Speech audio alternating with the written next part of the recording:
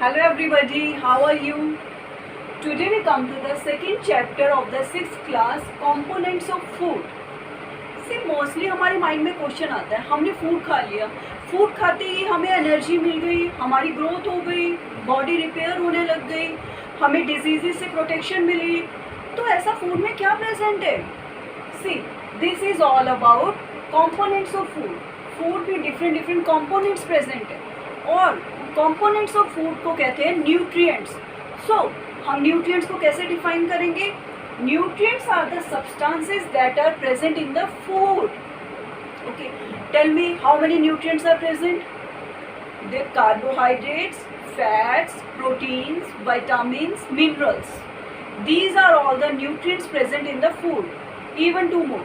Roughage and water are also included in this chapter, components of food. Today we are discuss about nutrients of food.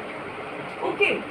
Now the first nutrient, carbohydrates. Carbohydrates are present in the food. See, if we eat carbohydrate rich food, then it provides energy to our body. Carbohydrate rich food means energy to our body. Carbohydrates दो तरह के होते हैं, starch और sugar. तो many types होते हैं, बहुत टाइप्स होते हैं, लेकिन today we are discuss starch and sugar. See, हमने खाना खाया, हमने चपाती ली, इट्स अ कॉम्प्लेक्स फूड. अब इसको कॉम्प्लेक्स फूड को सिंपल फॉर्म में कन्वर्ट होना है, तो मैनी एंजाइम्स एक्ट करेंगे उस पर. जैसे एंजाइम्स एक्ट करेंगे तो फिर वो जो कॉम्प्लेक्स फूड है वो सिंपल फॉर्म में कन्वर्ट हो जाएगा. अभी जो जैसे हमने राइस खाया, राइस में क्या है? स्टार्च है. अब राइस ऐसे तो डाइजेस्ट नहीं हो जाएगा और डाइजेशन के बाद वो ब्लड में जाके एब्जॉर्ब नहीं होगा. उसके लिए उसको सिंपल फॉर्म में कन्वर्ट करना होगा, और उस कन्वर्ट कौन करेगा? एंजाइम्स कन्वर्ट करेंगे. सी, जो इंस्टेंट एनर्जी जो बॉडी को प्रोवाइड करती है, मोस्टली हम हॉस्पिटल्स में देखते हैं कि डॉक्टर्स क्या करते हैं, पेशेंट को ग्लूकोज देते हैं, वो ओरल ग्लूकोज देते हैं, क्योंकि जो ग्लूकोज होता है वो इंस्टेंट एनर्जी प्रोवाइड करता है. क्यों ग्लूकोज क्यों इंस्टेंट एनर्जी प्रोवाइड करते हैं? क्योंकि वो सिंपल फॉर्म ऑफ कार्बोहाइड्रेट है.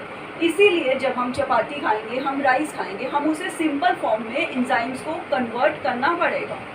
अब हमने स्टार्च खाया, वो शुगर में कन्वर्ट हुआ, और शुगर क्या है? सिंपल फॉर्म है, ग्लूकोज. सी, ये डायग्राम है, ये स्टार्च है. ये अभी मैंने सिर्फ 2 ग्लूकोज यूनिट्स बनाई हैं. ऐसे बहुत सारी ग्लूकोज यूनिट्स जब वो मिलेंगी, ज्वाइंट होंगी, तो उसे कहेंगे स्टार्च. अब ये स्टार्च, ये ब्रेक हुआ, ये एक ग्लूकोज यूनिट हो गई, ये सिंपल फॉर्म, ये हमें एनर्जी प्रोवाइड करेगी, इंस्टेंट एनर्जी. तो कार्बोहाइड्रेट्स आपको समझ आया? Carbohydrates are the energy giving foods. See, अब हमने अगर प्लांट प्रोडक्ट लिया, हमने कोई प्लांट प्रोडक्ट खाया, हम रॉ नहीं खाएंगे, काफ़ी प्लांट प्रोडक्ट्स होंगे, हम उनको कुक करके खाएंगे. एक्सेप्ट फ्रूट्स, हम उनको कुक करके खाएंगे. अब क्यों? क्योंकि प्लांट के जो सेल्स होते हैं, अब हमने हमारी पूरी बॉडी सेल से बनी है, बहुत ट्रिलियंस ऑफ सेल्स हमारी बॉडी. प्लांट्स भी सेल से बने हैं. अब जो प्लांट में जो सेल है ना, प्लांट के सेल की एक आउटर कवरिंग होती है, सेल वॉल होती है, जो हमारी बॉडी में नहीं होती है. हमारी बॉडी में सेल के बाद सेल मेम्ब्रेन होते हैं, लेकिन प्लांट में सेल मेम्ब्रेन और सेल वॉल भी होती है. और वो जो सेल वॉल है वो सेल्यूलोज से बनी है. अब हमारी बॉडी में तो सेल्यूलोज, अब हमारी बॉडी में सेल वॉल नहीं है, तो हमारी बॉडी में सेल्यूलोज नहीं है. तो सेल्यूलोज को डाइजेस्ट करना हमारी बॉडी के लिए बहुत मुश्किल होता है, और वो जब हम प्लांट प्रोडक्ट खाते हैं, सेल्यूलोज डाइजेशन के लिए प्रॉब्लम आती है, तो इसीलिए हम उसको कुक करते हैं. कुक करने से वो जो सेल्यूलोज है वो सॉफ्ट हो जाता है. इसीलिए जो प्लांट प्रोडक्ट्स हैं मोस्टली हमको कुक करते हैं, क्योंकि जो प्लांट में सेल वॉल होती है वो हमारी बॉडी में नहीं है. हमारी बॉडी में जो सेल की जो आउटर कवरिंग है उसको सेल मेम्ब्रेन कहते हैं. Okay, I hope carbohydrates are clear to you. अब कार्बोहाइड्रेट्स हमने देखा एनर्जी गिविंग फूड्स हैं. अब हमें अगर कोई हमारे पास फूड है, हमने उसका टेस्टिंग करनी है कि इसके अंदर स्टार्च है या शुगर है या प्रोटीन है या फैट है. तो हमने टेस्टिंग के लिए हमने क्या किया, अगर हमने शुगर का टेस्ट करना है तो हमने कोई भी सैंपल लिया. सपोज हमने पोटैटो लिया, एप्पल लिया. अब पोटैटो में क्या प्रेजेंट है वो हम देखेंगे. अब हम सबसे पहले हमने पोटैटो एप्पल लिया. अब हमने सैंपल में बेनेडिक्ट सॉल्यूशन डाला. बेनेडिक्ट सॉल्यूशन जब हमने डाला, अगर सैंपल में रेड प्रेसिपिटेट आ गया तो फिर उसके अंदर शुगर प्रेजेंट है। फिर हमने एक और सैंपल लिया, जैसे हमने अगर हमें पता है, जैसे हमें पता है कि हम पटैटो लें, पटैटो में क्या है, स्टार्च है, तो हमने सैंपल में पटैटो ले लिया। पटैटो में हमने आयोडीन सॉल्यूशन डाला। आयोडीन सॉल्यूशन जैसे ही हमने डाला ब्लू ब्लैक कलर आ गया। जैसे ही ब्लू ब्लैक कलर आया तो हम कंफर्म हो गए यहाँ पटैटो कंटेन्स स्टार्च।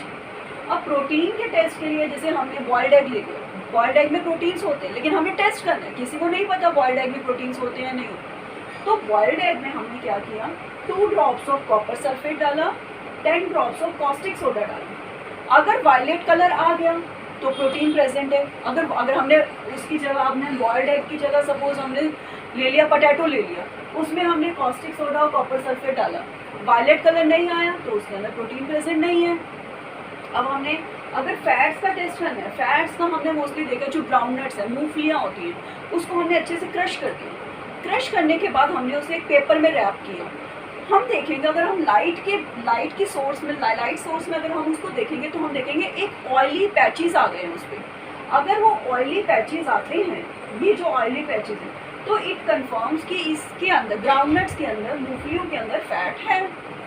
तो हमने इस तरह से हमने टेस्टिंग कर ली, शुगर, स्टार्च, प्रोटीन, फैट्स। आप इस तरह से एरोज बना के आप पेपर में दिखा सकते हैं। इससे आपके ये जो इक्वेशन है उसके बाद आप खुद उसको पैराग्राफ में फॉर्म कीजिए।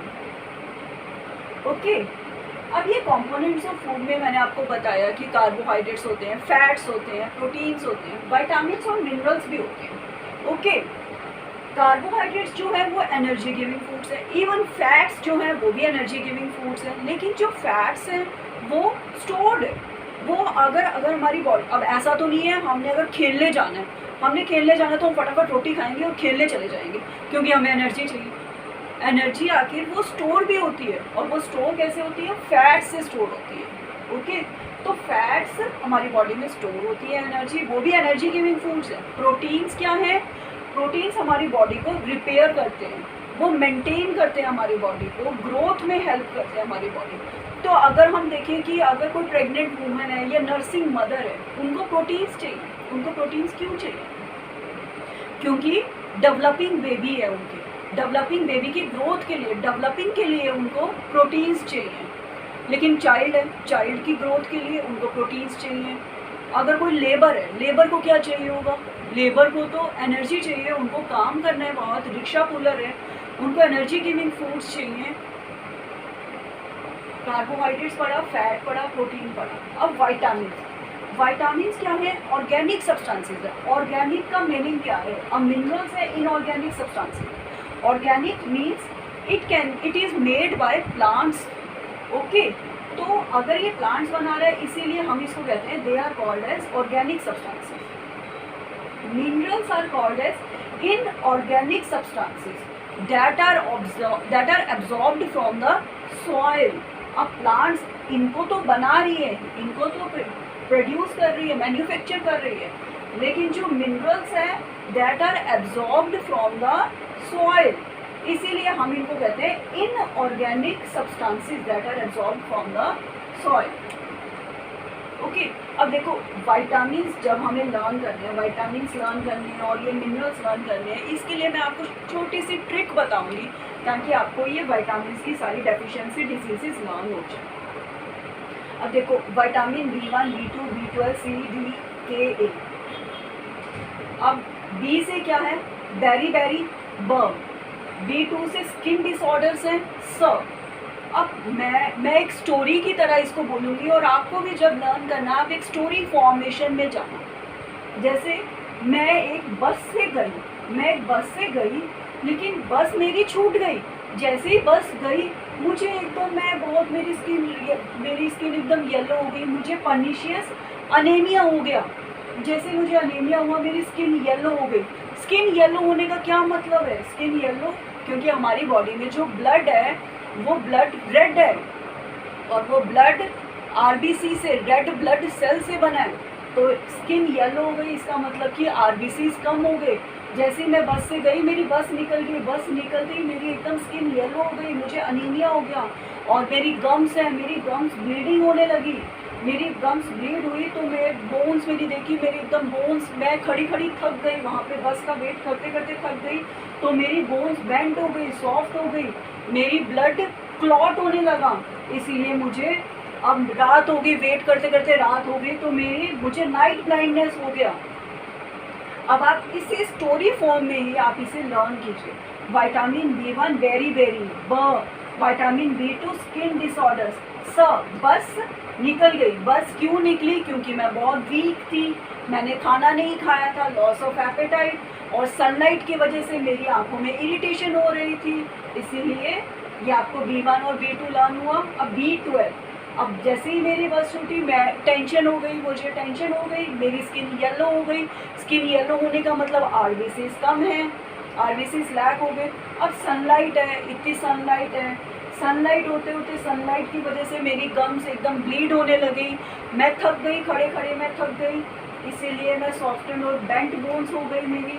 अब मैं सनलाइट में खड़ी हूँ, विटामिन डी ले रही हूँ, विटामिन डी सनलाइट से बनता है, इसीलिए हम बच्चों को मोस्टली सनलाइट में बिठाते हैं ताकि उनकी बॉडी में विटामिन डी बने। अब ऐसा हुआ कि फिर ब्लड मेरा एकदम क्लॉट होना बंद हो गया। ब्लड क्लॉटिंग का मतलब अब हमारी बॉडी से कहीं पे हमारा वाउंड हो गया, ब्लड फ्लो हो रहा है, लेकिन ब्लड को ब्लैक ऊपर आ जाता है ना, उसको कहते हैं ब्लड क्लॉटिंग होना।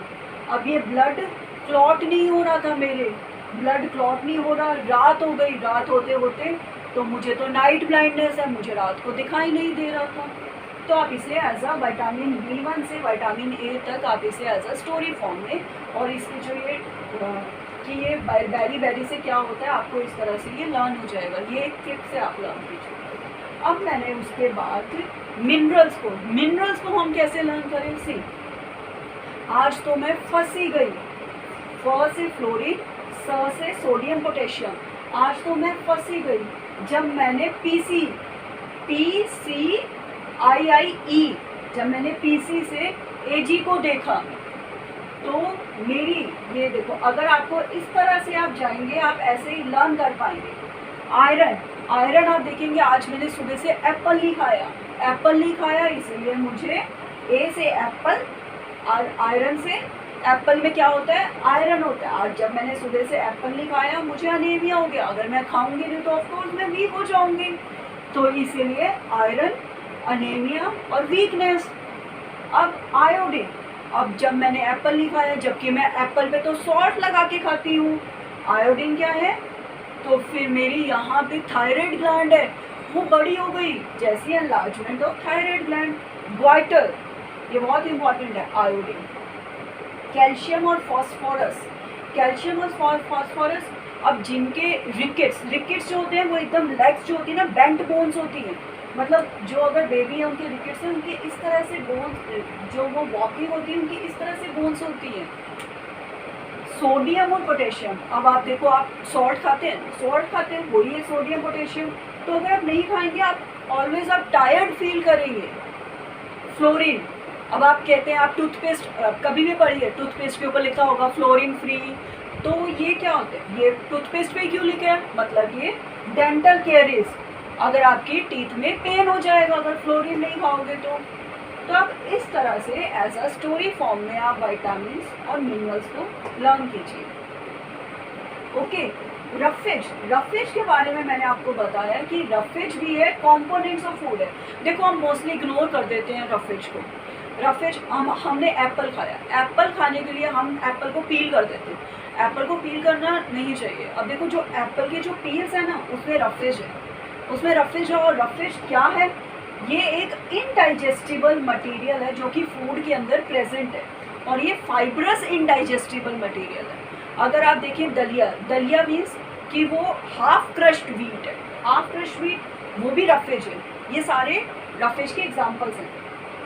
तो रफेज हमारी बॉडी में करता क्या है? सपोज हमने कोई फूड लिया, वो उसमें रफेज क्या है? अब हमने एप्पल के अगर हमने फुल एप्पल खाया, वो उसमें बल्क ऐड कर देगा, उसको थोड़ा बड़ा कर देगा। तो फिर अगर उसने फूड में बल्क ऐड किया, बल्क ऐड करने से क्या हुआ?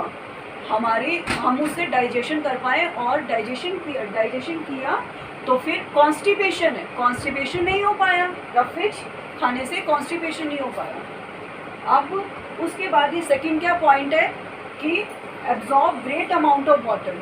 रफिश क्या करते हैं, ग्रेट अमाउंट ऑफ वाटर को एब्जॉर्ब कर लेता है, बहुत सारा वाटर को उसने एब्जॉर्ब कर लिया रफिश। वाटर, अब हम उसके बाद हमने पढ़े हैं कंपोनेंट्स ऑफ फूड में, एक आता है वाटर। वाटर क्या करता है, अब देखो वाटर है, लिक्विड है, वो क्या करेगा, वो ट्रांसपोर्ट में तो हेल्प करेगा। अब हमने खाना खाया, अब मैंने आपको पहले ही बताया फूड में क्या है, न्यूट्रिएंट्स है।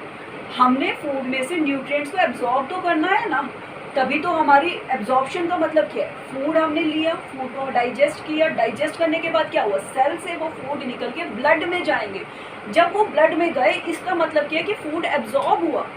अब उसमें वाटर हमारी हेल्प करता है, वो एब्जॉर्ब करता है न्यूट्रिएंट्स को फूड में से। हमने कोई भी फूड लिया, फूड में से न्यूट्रिएंट्स को उसने एब्जॉर्ब कर लिया। एब्जॉर्ब करने के बाद वो ट्रांसपोर्ट करता है, ट्रांसपोर्ट तो करेगा।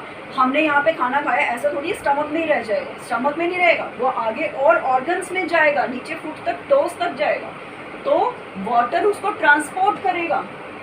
थर्ड क्या पॉइंट है कि वाटर के क्या यूजेस है, वाटर एक मीडियम है, मीडियम। अब केमिकल रिएक्शन तो होंगी ना हमारी बॉडी में। अब देखो आपने ग्लूकोज खाया, ग्लूकोज वाटर से मिला तो एनर्जी आई, तो ये क्या है, ये एक रिएक्शन है, तो इसमें वाटर का यूज आया। इसी तरह से ही हम कहते हैं कि water is act as a medium for chemical reaction, this is kind of a chemical reaction. Okay, अब हम देखेंगे कि कईयों को हम कहते हैं डिहाइड्रेशन हो गया, गर्मी है भाई, समर्स है, समर्स में डिहाइड्रेशन हो गया। डिहाइड्रेशन का क्या मतलब, समर्स में ही क्यों हो रहा है मोस्टली लोगों को डिहाइड्रेशन, क्योंकि सनलाइट है, सनलाइट मतलब अब हमारी बॉडी में 70% वाटर है, वाटर वो इवेपोरेट हो रहा है, वाटर इवेपोरेट हो रहा है, उसका क्या मतलब, डिहाइड्रेशन। तो डिहाइड्रेशन को हम कैसे डिफाइन करेंगे, loss of water from tissues. See tissues क्या है, टिश्यूज क्या है, हम डेफिनेशन ऐसे लर्न नहीं कर सकते जब तक हमें पता ना हो। देखो सेल्स है हमारी बॉडी में, बहुत, हमारी बॉडी सारी सेल से बनी है। सेल क्या है, बहुत छोटा सा कंपोनेंट, ट्रिलियंस ऑफ सेल्स है, million billion trillions of cells हमारी बॉडी में। ये वाले सेल सारे ज्वाइन हो गए, बहुत सारे सेल्स ज्वाइन हो गए, ये इन्होंने एक टिश्यू बनाया। जब बहुत सारे, अब ये एक टिश्यू हो गया, ये बहुत सारे टिश्यूज ज्वाइन हुए, इन्होंने एक ऑर्गन बनाया। ऑर्गन क्या है, जैसे कि कोई भी ऑर्गन आप ले लो, अगर हम डाइजेस्टिव सिस्टम लेते हैं तो इसोफेगस, स्टमक, ये एक ऑर्गन है। फिर ये बहुत सारे ऑर्गन मिले, इन्होंने ऑर्गन सिस्टम बनाया और फुल ऑर्गेनिज्म रेडी हो गया आपके सामने। इसी तरह से सेल्स, अब ये हमने जब भी हम फूड खाएंगे तो ये फूड आपको पता है ये जाके डाइजेशन सेल्स ही करते हैं। तो इसी तरह से ही डिहाइड्रेशन को हम एक्सप्लेन करें, loss of water from the tissues of the body is called as dehydration. अब हमें डिहाइड्रेशन हो गया, अब हम कैसे सारे न्यूट्रिएंट्स रिकवर करेंगे, by the help of ORS। देखो आप देखोगे ORS नॉर्मली मार्केट से मिल जाते हैं, आप जाएंगे मेडिकल स्टोर पे, वहाँ पे ORS मिल जाएगा, लेकिन आप घर पे भी प्रिपेयर कर सकते हैं with the help of salt and water. Okay, ORS है क्या actually, ORS is oral rehydration, ORS। Okay, now अब हमने ये सारा, हमने कंपोनेंट्स ऑफ फूड पढ़ा। अब हम आते हैं कि डाइट को हम कैसे बैलेंस करें। बैलेंस डाइट क्या है, तो बैलेंस डाइट को हम सिंपली डिफाइन कर सकते हैं कि adequate amount of all the nutrients, मतलब हमने सारे न्यूट्रिएंट्स ले लिए, carbohydrate, fat, protein, vitamin, minerals and, इसको मत भूलना, roughage and water.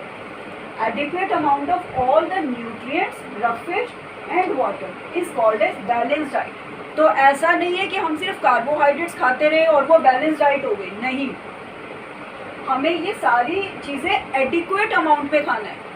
Okay, this is called as balance diet. लेकिन अगर हमने सिर्फ कार्बोहाइड्रेट्स खाया तो किसकी डेफिशिएंसी हो जाएगी, फैट्स, प्रोटीन्स की तो डेफिशिएंसी हो जाएगी ना। तो इसीलिए हम कहते हैं अगर हमें डेफिशिएंसी डिजीज़ को डिफाइन करना हो तो हम कैसे करेंगे, हम यही कहेंगे कि deficiency of any nutrients in the body is called as deficiency diseases. अब देखो अगर मैं कहूँ कि हमने आज समय हम 2 डेफिशिएंसी डिजीजेस पढ़ेंगे, क्वाशियोकर, मेरास्मस। अब क्वाशियकर को हम देखें तो क्वाशियकर किस वजह से हुआ? क्वाशियकर नॉर्मली ज़्यादातर ये पुअर पीपल में हुआ। अब उनको प्रोटीन डाइट नहीं मिली तो उनको क्या हुआ? क्वाशियकर। और मेरास्मस किस लिए हुआ? अगर उनको प्रोटीन, कार्बोहाइड्रेट्स और फैट डाइट नहीं मिली। तो हमें इस तरह से लर्न करना होता है कि प्रोटीन डाइट से क्वाशियकर, प्रोटीन, कार्बोहाइड्रेट, फैट से मेरास्मस। अब देखो कि चेन्नई में, अगर आप देखेंगे, चेन्नई में एक स्टार्ट हुआ था, सबसे पहले स्टार्ट हुआ था mid day meal program, Chennai में स्टार्ट हुआ था। उससे वो क्यों गवर्नमेंट ने वो स्टार्ट किया वो program, mid day meal program? Mid day meal program सिर्फ इसीलिए स्टार्ट किया कि वो पुअर पीपल को इनकरेज करें पढ़ाने के लिए। और वो मिड डे में उनको रिसेस में, मिड डे में उनको मील भी ऑफर करते थे, मील करते हैं। इवन मिड डे प्रोग्राम चल रहा है, सबसे पहले चेन्नई में स्टार्ट हुआ था। तो वो पुअर पीपल को वो खाने के लालच में आएंगे, पढ़ेंगे और डेफिशिएंसी डिजीजेस नहीं होंगी, क्योंकि उन्होंने गवर्नमेंट ने मिड डे प्रोग्राम स्टार्ट किया हुआ है। तो डेफिशिएंसी, हम अपने इंडिया से डेफिशिएंसी डिजीज़ को रिमूव करना चाहते हैं। क्वाशियकर, मेरास्मस। और क्वाशियकर अगर किसी को है तो वो क्या है क्वाशियकर? सी, ग्रोथ जो है बच्चे की वो एकदम रुक जाती है, स्टंटेड, एकदम नहीं रुकती, स्टंटेड ग्रोथ। हेयर है रेडिश हेयर, अगर रेडिश हेयर है कुछ टाइम बाद वो फॉल करने लग जाएंगे, रेडिश हेयर। बॉडी स्वेल हो गई, उसको कहते हैं ऑडिमा। लेग्स थिन है, आईज एकदम बल्जिंग आईज है, लेकिन इसके अंदर मेरास्मस में संकन आईज है। आप इस तरह से डिफ्रेंशिएट कर सकते हैं दोनों, इसमें बल्जिंग आईज है, इसमें संकन आईज है, इसमें थिन लेग्स है, इसमें थिन बॉडी है, बॉडी एकदम वीक हो चुकी है मेरास्मस में। अब अगर मेरास्मस की अगर आप पिक्चर भी देखेंगे तो उसकी जो रिब्स है ना, रिब्स आपको पता होगा ऐसे रिब केज होता है, इसके अंदर जाके लंग्स प्रोटेक्ट होती हैं। ये जो रिब्स हैं एकदम बॉडी में दिखेंगी, प्रोमिनेंट रिब्स हैं, बॉडी में रिब्स दिख रही हैं, तो वो इतने वीक हैं, बॉडी इतनी वीक है। आप इस तरह से कहानी की थिन बॉडी, तो फिर रिब्स प्रोमिनेंट है, आईज इसकी बल्जिंग है तो इसकी संकन आईज है। और वो अब देखो अगर वीक है तो वो unable to digest the food को डाइजेस्ट नहीं कर पा रहे हैं। तो ये हो गया, हमने डेफिशिएंसी डिजीजेस के बारे में पढ़ा, क्वाशियकर, मेरास्मस, और उनके हमने डिफरेंस बिटवीन भी पढ़े। आगे हम जाएंगे ओबेसिटी। ओबेसिटी क्या है? ओबेसिटी, अगर हमने ओवर ईटिंग की किसी भी फूड की, मोस्टली ऐसा नहीं है कि हम हेल्दी फूड खाएंगे और हम ओबीज हो जाएंगे, नहीं। उसके लिए junk food, burger, patty, pizza, junk food खाने से ओबेसिटी है। अब ये ओवर ईटिंग से कैसे हुआ? तो इससे हमें क्या हो गया, क्या नुकसान हुआ? देखो ओबेसिटी से क्या होगा, कार्डियोवैस्कुलर डिजीजेस हो जाते हैं। कार्डियोवैस्कुलर डिजीजेस मतलब जैसे कि अब हमने कार्डियो मीन्स हार्ट डिजीजेस। अब जैसे ये एक आर्टरी है बॉडी में, ऐसा नहीं है कि बॉडी में ब्लड यूँ जैसे बकेट है ऐसे फ्लो कर रहा है, नहीं। बॉडी में जो ब्लड फ्लो करेगा वो आर्टरीज और वेन्स के थ्रू फ्लो होगा। अब ये है, ये एक आर्टरी। अब यहाँ पे अगर यहाँ पे एक फैट की ब्लॉकेज हो गई, यहाँ पे अगर एक फैट की ब्लॉकेज हो गई तो आप बताओ यहाँ से ब्लड जा रहा है, तो यहाँ पे तो ब्लड रुक गया ना, यहाँ पे ब्लड रुक गया, तो इसीलिए कार्डियोवैस्कुलर डिजीजेस हो गई यहाँ पे। इसीलिए ओवर ईटिंग से मोस्टली आर्थरोस्क्लेरोसिस, कार्डियोवैस्कुलर डिजीजेस हो जाती है, क्योंकि अगर यहाँ पे अगर ये ब्लड की ब्लॉकेज हो गई है तो फिर ये बहुत हार्मफुल होती है चीज़ें। तो हमें जंक फूड तो मोस्टली अवॉइड करना चाहिए। Okay, I hope this chapter is clear to you, components of food. If you have any queries, you can comment in the comment box. Thank you so much. Have a nice day.